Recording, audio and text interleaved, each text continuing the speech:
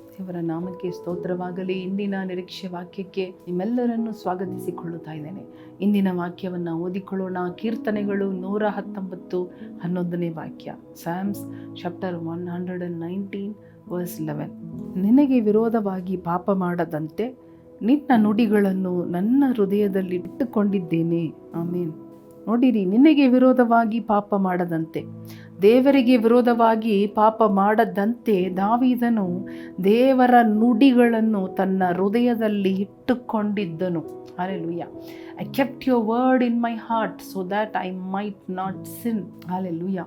ದೇವರ ನುಡಿಗಳು, ದೇವರ ಮಾತುಗಳು, ದೇವರ ಕಟ್ಟಳೆಗಳು, ದೇವರ ಧರ್ಮಶಾಸ್ತ್ರವು ಎಲ್ಲವೂ ವಿಧಿವಿಧಾನಗಳು ಇವೆಲ್ಲ ನಮ್ಮ ಹೃದಯದಲ್ಲಿ ನಾವು ಇಟ್ಟುಕೊಂಡಿರುವಾಗ, ಬೈಪಾಠವಾಗಿ ಅಲ್ಲ, ನಮ್ಮ ಹೃದಯದಲ್ಲಿ ಅದು ಬರೆಯಲ್ಪಟ್ಟಿರುವಾಗ, ಅದು ಎನ್ಗ್ರೇವ್ಡ್ ಆಗಿರುವಾಗ, ಹಲ್ಲೆಲೂಯಾ, ನಾವು ದೇವರಿಗೆ ವಿರುದ್ಧವಾಗಿ ಪಾಪ ಮಾಡಲು ಸ್ಥಳವಿಲ್ಲ. ಹಲ್ಲೆಲೂಯಾ.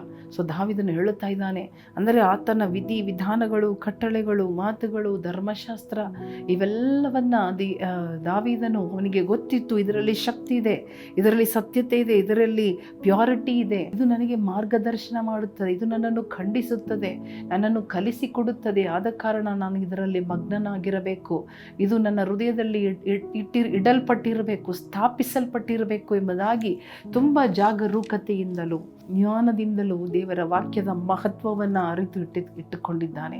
ಅವನದನ್ನು ಆಲಸ್ಯ ಮಾಡಲಿಲ್ಲ.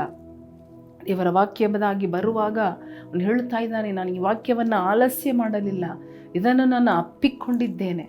ಬರೀ ಧ್ಯಾನ ಮಾಡುವುದು, ಓದುವುದು, ಬಾಯ್ಪಾಠ ಮಾಡುವುದು, ಪ್ರಸಂಗ ಮಾಡುವುದು ಮಾತ್ರ ಅಲ್ಲ. ಈ ವಾಕ್ಯವನ್ನು ಹೃದಯದಲ್ಲಿ ಇಟ್ಟುಕೊಂಡಿದ್ದೇನೆ. ಈ ವಾಕ್ಯವನ್ನು ನಾನು ಆಲಸ್ಯ ಮಾಡಲಿಲ್ಲ. ಈ ವಾಕ್ಯವನ್ನು ಧ್ಯಾನಿಸುತ್ತಾ ಇದ್ದೇನೆ. ಈ ವಾಕ್ಯವನ್ನು ನಾನು ಅಪ್ಪಿಕೊಂಡಿದ್ದೇನೆ. I have embraced your word ಎಂಬುದಾಗಿ ಹಲ್ಲೆಲೂಯಾ ದಾವೀದನು ಅರಿಕೆ ಮಾಡಿ ಹೇಳುತ್ತಾ ಇದ್ದಾನೆ. ಹಲ್ಲೆಲೂಯಾ. ಇದನ್ನು ನಾನು ಮರೆಯಲಿಲ್ಲ, ಸ್ವಲ್ಪವಾದರೂ ನಾನು ಹೊರೆಯಾಗಲಿಲ್ಲ. Even a little bit I have not forgotten your word, your law, your precepts, your laws, your words are my meditation. Hallelujah. I have embraced your word. ನೋಡಿ ಎಷ್ಟು ಉತ್ತಮವಾಗಿ ನಾನು ಅದರಲ್ಲೇ ಮಗ್ನನಾಗಿದ್ದೇನೆ. ನಾನು ಮರೆತಿಲ್ಲ, ಆಲಸ್ಯನೂ ಮಾಡಿಲ್ಲ. ನಾವು ಮರೆಯುವವರು. ನಮ್ಮನ್ನು ಕೇಳಿದ್ರೆ ಎಷ್ಟೋ ಸಾರಿ ವಾಕ್ಯವನ್ನು ನಾವು ಮರೆತು ಬಿಡುತ್ತೇವೆ. ಓದುವುದಕ್ಕೆ ಆಲಸ್ಯ ಕೂಡ ಬರುತ್ತದೆ. ಆದರೆ ನಾವಿದನ್ನು ನೋಡ್ರಿ, ಹೇಳ್ತಾ ಇದ್ದಾನೆ, ನಾನು ಪಾಪ ಮಾಡದೇ ಇರಬೇಕಾದರೆ ನಾನು ನಿನ್ನ ವಾಕ್ಯವನ್ನು ನನ್ನ ಹೃದಯದಲ್ಲಿ ಇಟ್ಟುಕೊಳ್ಳಬೇಕು. ಇದನ್ನು ನಾವು ಮಾಡೋಣವ? ನಾವು ಪಾಪ ಮಾಡಬಾರದು. ಹೇಗಪ್ಪ ಪರಿಶುದ್ಧನಾಗಿರಲಿ, ಹೇಗಪ್ಪ ನಾನು ಪಾಪ ಮಾಡದೇ ಇರಲಿ, ನಮಗೆ ಪ್ರಶ್ನೆ ಬರುತ್ತದೆ. ಆಗ ನಾವು ತಿಳಿದುಕೊಳ್ಳೋಣ, ದೇವರ ವಾಕ್ಯ ನನ್ನ ಹೃದಯದಲ್ಲಿ ನಾನು ಇಡುವಾಗ, ದೇವರ ವಾಕ್ಯವನ್ನು ನಪ್ಪಿಕೊಳ್ಳುವಾಗ ಅದನ್ನು ನಾನು ಪಾಪ ಮಾಡುವುದಕ್ಕೆ ಬಿಡುವುದಿಲ್ಲ. ದೇವರೇ ಸ್ತೋತ್ರಪ್ಪ, ಈ ವಾಕ್ಯಕ್ಕಾಗಿ ಸ್ತೋತ್ರ. ಈ ವಾಕ್ಯದ ಅನುಸಾರ ನಮ್ಮನ್ನು ಒಪ್ಪಿಸಿಕೊಡುತ್ತೇವೆ.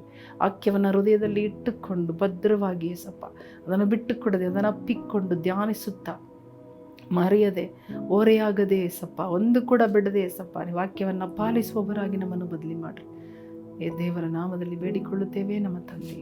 ಆಮೇಲೆ ಪ್ರಿಯ ಸಹೋದರ ಸಹೋದರಿಯರೇ, ನಾವು ಪರಿಶುದ್ಧರಾಗಿರಬೇಕಾದ್ರೆ ದೇವರ ವಾಕ್ಯ ನಮ್ಮ ಹೃದಯದಲ್ಲಿ ಇರಬೇಕು. ಅದನ್ನು ನಾವು ಒಪ್ಪಿಕೊಳ್ಳಬೇಕು, ಅದನ್ನು ನಾವು ಧ್ಯಾನಿಸಬೇಕು, ಅದನ್ನು ನಾವು ಪಾಲಿಸಬೇಕು, ಅದನ್ನು ಮರೆಯಬಾರದು, ಆಲಸ್ಯ ಮಾಡಬಾರದು. ಆವಾಗ ನಾವು ಪರಿಶುದ್ಧರಾಗಿ ಪಾಪ ಮಾಡದಂತೆ ನಾವು ನಮ್ಮನ್ನು ಕಾಪಾಡಿಕೊಳ್ಳಬಹುದು. ದೇವರು ನಿಮ್ಮನ್ನು ಆಶೀರ್ವದಿಸಲಿ. ಆಮೇಲೆ